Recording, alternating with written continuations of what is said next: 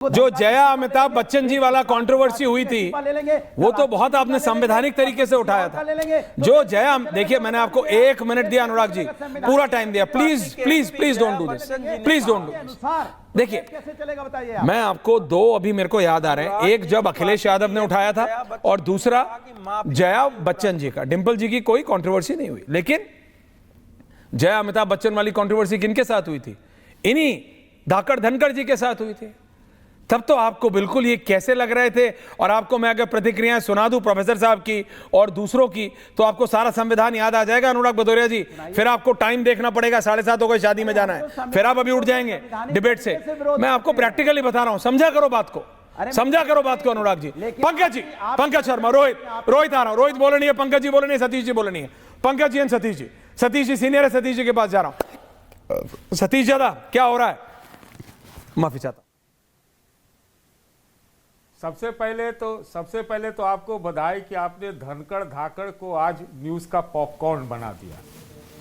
क्यों बनाया, कैसे बनाया?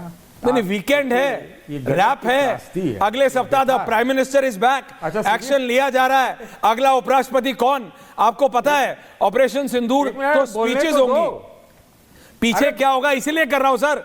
फिर अगली बार मौका मिलेगा अगले वीकेंड पे पूरा रैप करने का। जी मैं ये कह रहा हूं कि देखिए दो व्यक्ति एकदम सिंगल आउट हो रहे हैं, ट्रम्प और धनखड़। ये दोनों को क्या बात है, ये एनालॉजी लगाने वालों की get me the visuals of इतनी बड़ी थी, कौन नहीं इसमें शामिल था, और आज उसको न्यूज का पॉपकॉर्न बना दिए। ये आखिर ये इस्तीफा क्यों हुआ, एकाएक क्यों हुआ, ये कारण है। ये हो सकता है जो आपने सारी चीजें बताई बिल्कुल सही होगी, क्योंकि मैं तो कभी धनखड़ का कोई फैन रहा नहीं, न ट्रंप का रहा। मैं तो कह रहा हूं जो 17 पार्टियां उन्होंने, ये कंपैरिजन बहुत मस्त है, 17 पार्टीज।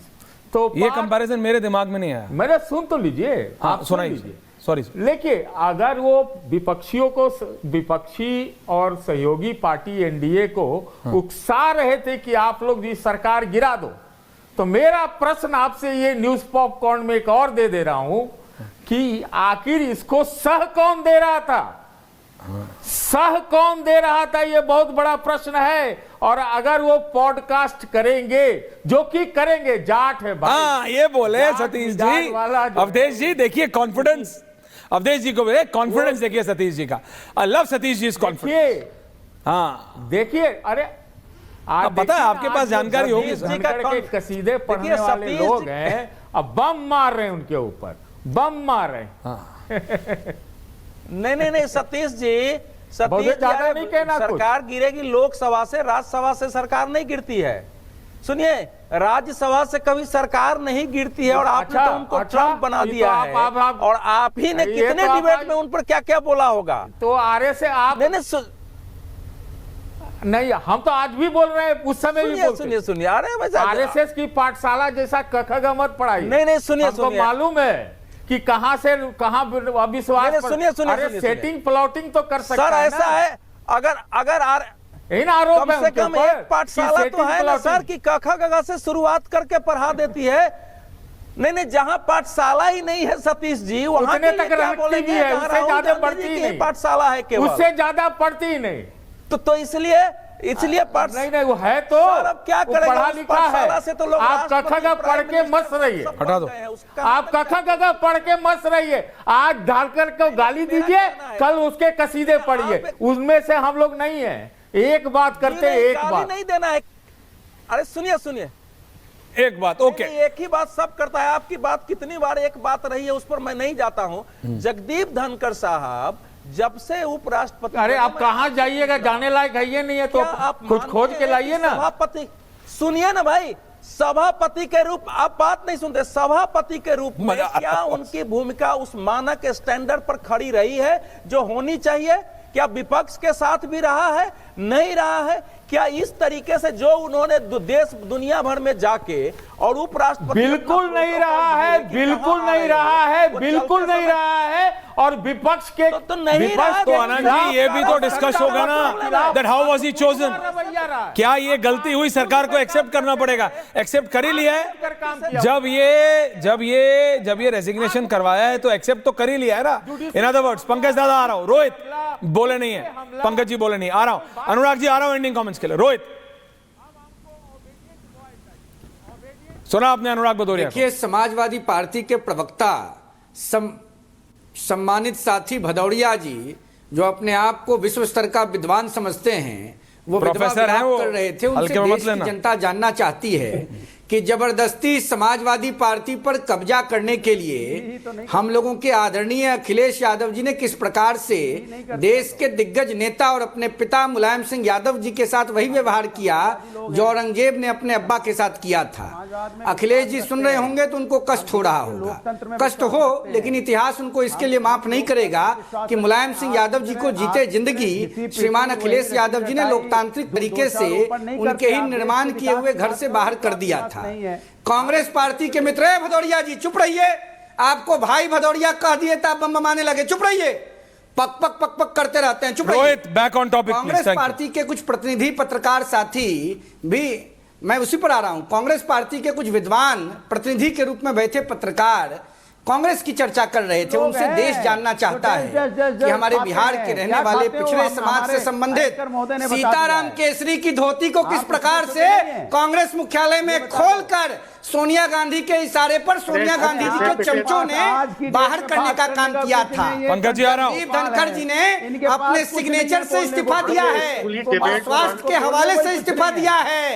ये विपक्ष में बैठे खुजली के बीमारी से ग्रसित राजनेता इतने व्याकुल हो गए हैं कि हर मैं सिर्फ इतना बोलूंगा रोहित, दो गलत एक सही नहीं बनाते हैं। देखिए अभी ये मानने का टाइम है that he was a wrong choice for you. अभी ये मानने का टाइम है कि बीजेपी के लिए जगदीप धनखड़ सही नहीं थे। अभी आप पुरानी बातें, अभी आप ज्ञानी जैल सिंह जी की बात ले आओगे, अभी आप सीताराम केसरी जी की बात ले आए, अभी आप अभी आप कुछ भी कर लो, मानना तो पड़ेगा ना। You have to call a spade a spade. मैंने इसीलिए कहा ब्लैक और व्हाइट में बात करो, ग्रे में बात मत करो। भाई कुछ तो हुआ है ना, जो हुआ है आज तक हुआ है क्या? 1950 से लेके 2025 आ गया रोहित, आपकी मेरी उम्र के दुगने का तिगना होगा। कभी आज तक किसी की तबीयत संसद के पहले सत्र में खराब नहीं हुई इतनी कि उपराष्ट्रपति की पोजीशन से रिजाइन करना पड़े। वो नो कॉन्फिडेंस मोशन के कागज पे साइन था और वो डेलिबरेट मैसेज जो गया था वो था जिसकी वजह से तबीयत भी हुआ और ये भी हुआ और सब हो गया। ये रियलिटी है, अभी समझो। हाँ, उसके पीछे कौन, जो सतीश जी ने बोला, वो उस पर एक अलग डिबेट हो सकती है कि कौन कर रहा है, शय कौन दे रहा था, वो एक अलग एंगल है। लेकिन पंकज जी आप कुछ कह रहे थे।